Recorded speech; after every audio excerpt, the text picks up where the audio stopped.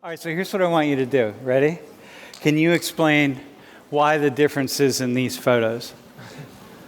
So the top photo is one of the NBA All-Star teams or the Olympic team or something. Who knows? All-Star it looks like. And the bottom one is the NHL All-Star.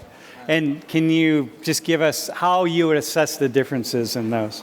It's the skin color. I mean, the African American. Yeah, but what constitutes that? Well, what's the reason for that? I feel like hockey is more like from Canada and like more predominantly white area.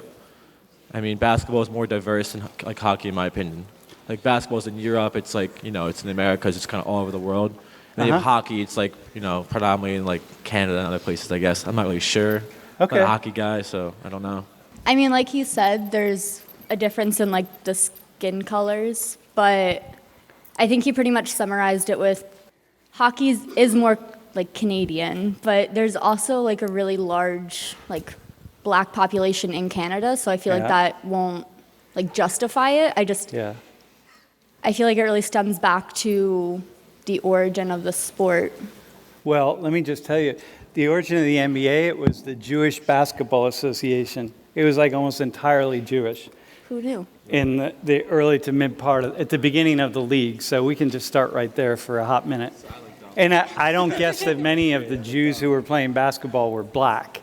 So the question then is what happened? I mean, to be honest, I feel like basketball, since it's predominantly in the United States as well, I mean, I feel like for the African community, it's kind of more of an outlet for them to kind of go play. And like when you go outside, you see a court. You don't see a hockey rink. You know what I'm saying? Okay. So in like the, I guess, low and middle class like neighborhoods. Wait, hang on. Go back. So where lots of black people are living is certainly in the United States. Yeah. Concentrated in cities. Yeah. In cities, you're going to see courts. You're not going to see rinks. Courts. You're not going to see rinks. So the opportunity for basketball is already there. Okay, dude. Okay, you're there. When you think of like the famous like male basketball players, a lot of them are black. So I feel like maybe like it was a way for like the black community to identify with that and to like grow through it. So like they saw people, I don't want to say like them because that sounds bad. So no, like them. They represent them. Yeah, they saw people that had like the same skin color, who had like the same background as them, or like similar backgrounds, and they like it's something that they then took interest in. Dude. Okay, that's awesome. Okay, there we go. You got it. Once it starts that way, it's going to tend to attract people who are like it. The reason when it was the Jewish Basketball Association, young Jewish kids saw these Jewish adults and were like, oh, hey, I could do that. I want to do it. So they're going to follow the same thing. The same process happens because they're role models and stuff is what you're saying. And now we're in this period when it's really very much young black men and women see older black men and women playing basketball. They don't see them playing hockey, so they become the role models. Kind of want to add to that. So my dad grew up in Puerto Rico, like till he was 16, and he like grew up in a neighborhood where it's like kind of more towards the lower end. And he only had basketball courts, so like he always plays basketball. So he got from like Puerto Rico and then to like the United States because he was offered scholarships because of being good at basketball, and like he told me he was like straight up like I just played basketball every day because that's like all I had, Because it's became there. good at it, luckily I guess. I miss that gene a lot. Okay. So I mean, what's it cost for all the equipment for you and stuff? Well, for the season to play is like $1,200 for high school hockey, and the equipment's pretty expensive too. So the skates I have are $1,000. $1,000 for the skates? But I got them half off, so that's one reason I have them. Man. And then hockey sticks are like $250, $280, just for one hockey stick. So, but is there anything physically different between these two groups of people, like physiologically in their bodies, that makes one better at basketball and one better at hockey? I mean, they're both pretty built. I mean, like, they're just like. Because do you think the basketball players could play hockey and the hockey players could play basketball? No. I mean, but if they practice it their whole life. Oh, yeah, with athletes, they can do like a lot of things. All right, I got you, man. One of the places where people go wrong on the racism idea is with body size. I still hear this today. People say, oh, well, black people have an extra bone in their knee or their leg, or they can jump higher because they have extra muscles or all that kind of stuff. That's not, if you have any idea that that's the case, that's absolutely not true.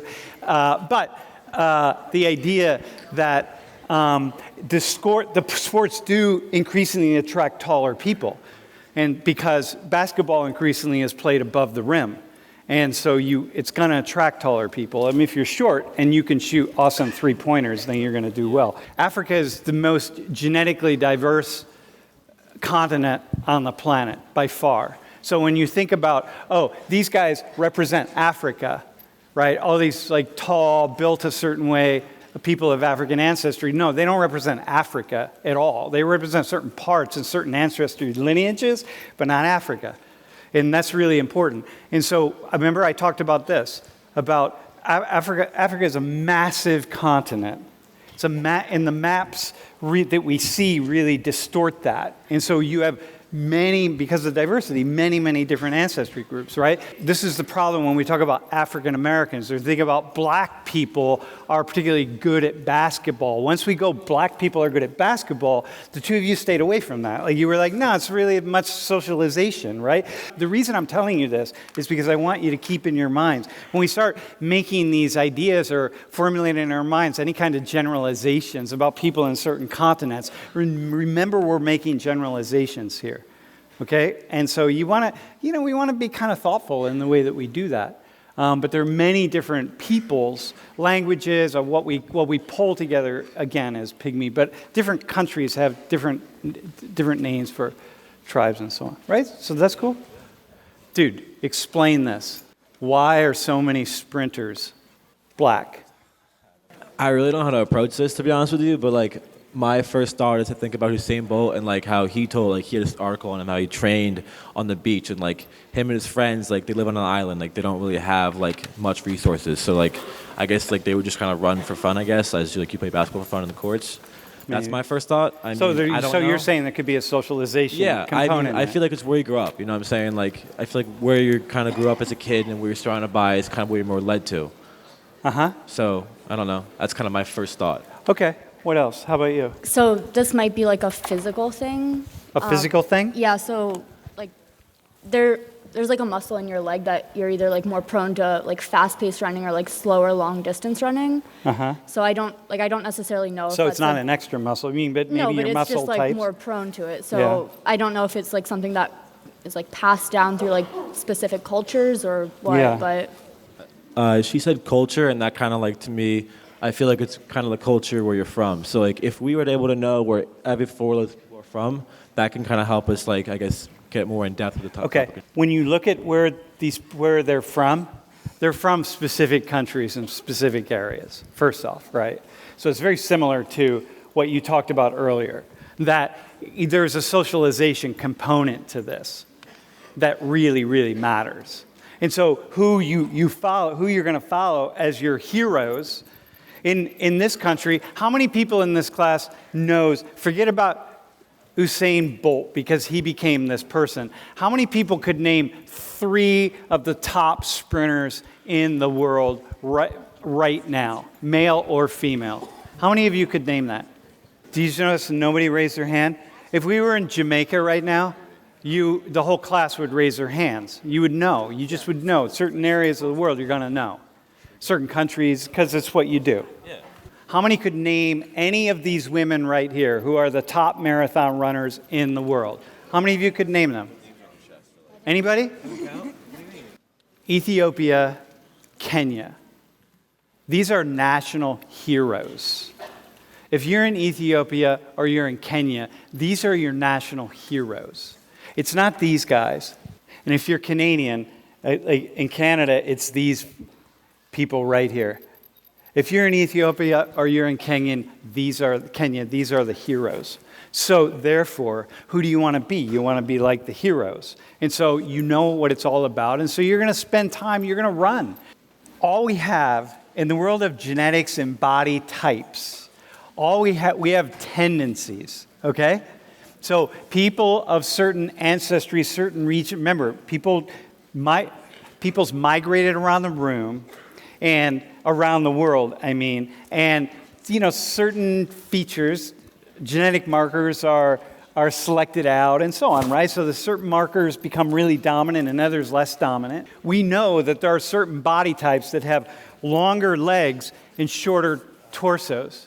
and other body type, general around the world. If we go around the world, once again, not by nations, but by areas around the world, and we do nothing more than measure torsos and legs. Forget about muscles, forget about that. So we're going to measure torso right here and legs, okay? And torso and legs.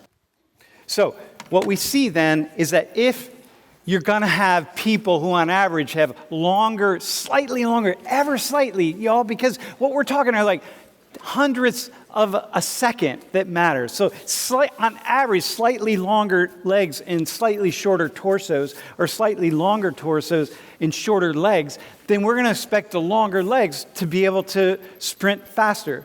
So if on average, we see people of Ashley's ancestry with slightly longer torsos and shorter legs, then we're not going to expect people from whose ancestors are from her area of the world to be in the finals of the 100-meter dash.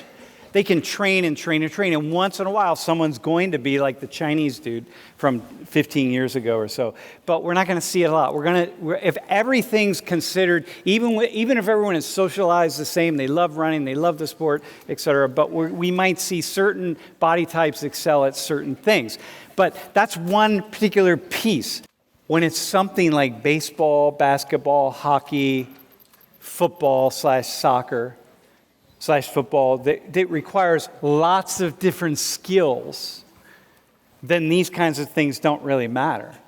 Because anybody who's playing in the NBA could probably, if they had been socialized to play hockey, they're going to be a really good hockey player. And if anybody's playing hockey, had been socialized to play in the NBA, they're going to be a really good basketball player. Same with baseball, same with football. There are certain things that matter. But once in a while, there are certain pieces of athletic prowess, like the ability to just get your muscles to run. So this is kind of what you were getting at, and so now I'm just directing it in a particular. Once you get it to work in a particular way, then you can only train so much that certain people across the board are going to have slight advantages. Is that cool? Does that make sense?